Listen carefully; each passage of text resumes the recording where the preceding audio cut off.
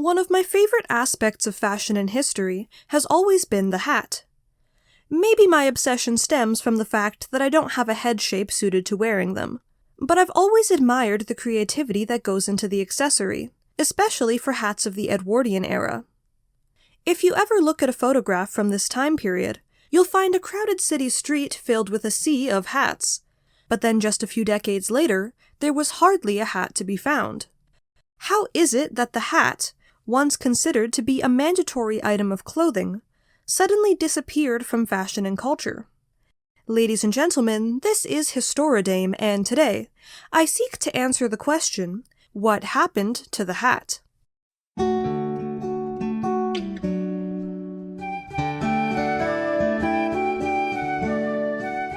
In order to understand why we stopped wearing hats, it's important to understand why we began in the first place.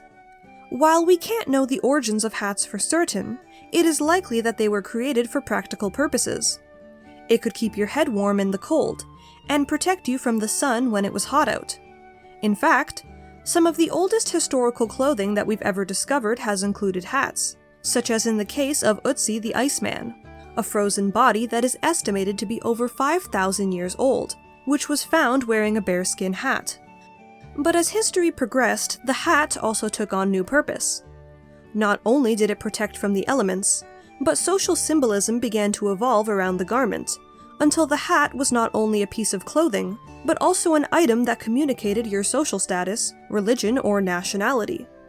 In some religions like Christianity and Judaism, wearing head coverings, especially for women, was an important aspect of the people's faith. Expectations when it came to hat wearing, however, could differ greatly between men and women. In a religious context, it was respectable for women to have their hair covered when in a place of worship, while men should remove their hats. Head coverings for women were also seen as a symbol of piety and chastity. During the Middle Ages, wearing veils was important when it came to noting changes in a woman's marital status, and should be worn in the case of a new marriage or the death of a husband. But aside from religious importance, hats also played a big role in social culture. The type of hat that you wore was a great way to differentiate yourself based on class. In the 1700s, we can see this with women's fashion through the shepherdess hat, which was made from straw and had a wide brim that could protect an upper-class lady's skin from the sun. That way she could stay pale, and everyone would know that she was rich enough not to work. These hats could also be decorated with elaborate flower and ribbon displays that could further communicate your financial means. In the Victorian era, men's hats also showed a class divide, where upper-class men would wear top hats, while the working class wore flat caps. Hat wearing became so ingrained in societal norms that in some cases, laws were even passed to mandate them.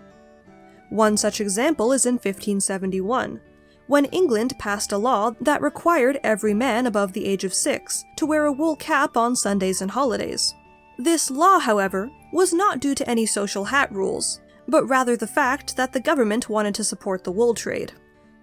Between practical uses, religion, and social etiquette, the hat became an important aspect of not only fashion, but also the rules of society as a whole. A hat could represent what was right and what was wrong, what was proper and improper, and they were only about to get more interesting.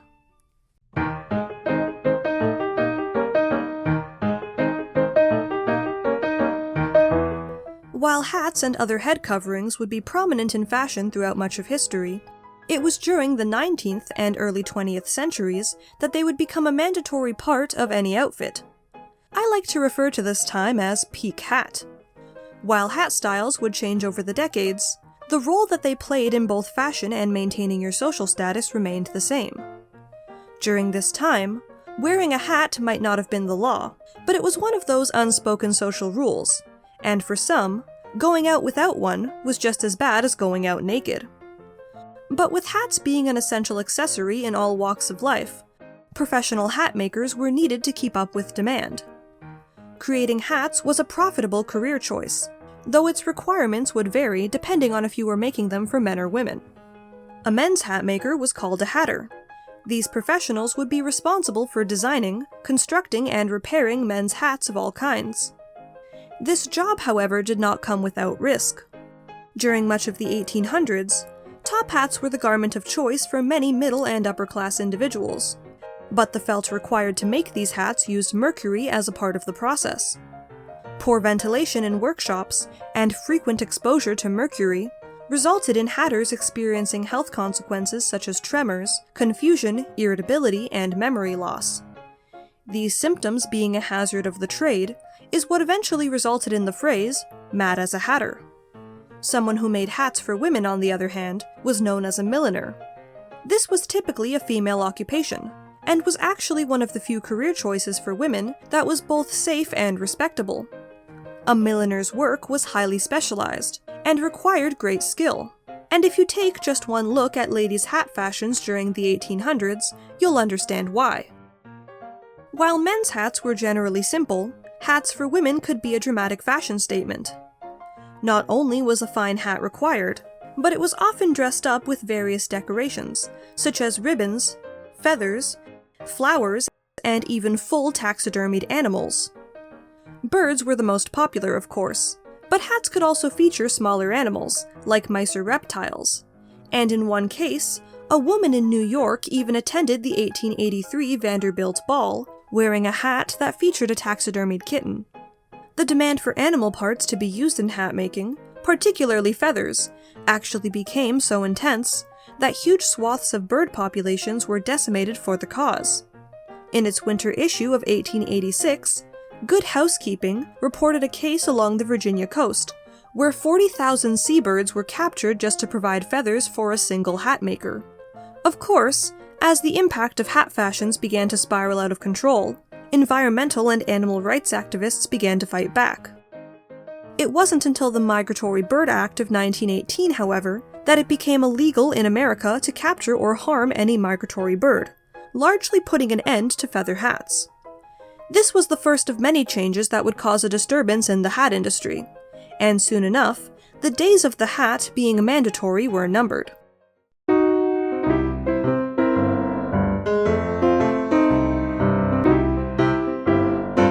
So we're back to the original question. How is it that everyone was wearing a hat in 1910, but hats were nearly extinct by 1960? Where did they go? Well, there isn't actually one sole reason as to why we stopped wearing hats in everyday fashion. The decline of the hat was gradual, and was influenced by numerous factors. The first potential cause was the widespread adoption of cars in towns and cities. As cars became more affordable for the average citizen, they quickly became the main source of transportation. Being inside such a small enclosed space, however, provided little room for a tall top hat or elaborate feather display, meaning that hats would either have to be removed or flattened in order to fit into your car. Having a roof above your head also solved one of the functional reasons for hat wearing, that being protection from the elements. The second cause for the disappearance of hats was likely rooted in fashion. In the case of women, more elaborate hairstyles became popular during the 50s and 60s, which were not very hat-friendly. And in the case of men, famous figures like John F. Kennedy and Elvis Presley popularized the trend of going hatless. Another possible reason is changing attitudes in the post-war era. Many men who returned home from fighting in the war swore off hats entirely after being forced to wear them for so long in the army. Wearing a hat went from being a mandatory rule to a matter of personal preference. And with the emerging counterculture in the 1960s, many young people rejected traditional attitudes, including the etiquette around hat wearing. With the rise of second-wave feminism, women especially moved away from hats, looking at their history representing modesty as something that was holding them back. But in general, it seems the disappearance of the hat came about simply because our culture changed. Personal expression became more important to us, and people wanted to make their own choices when it came to fashion. And honestly, I think that was for the best. Hey everyone, thank you for watching. If you enjoyed the video, please consider leaving a like or a comment down below. If you want to see more content like this, you can also subscribe to my channel, and keep up to date on all the fun history videos of the future. But for now, I bid you farewell.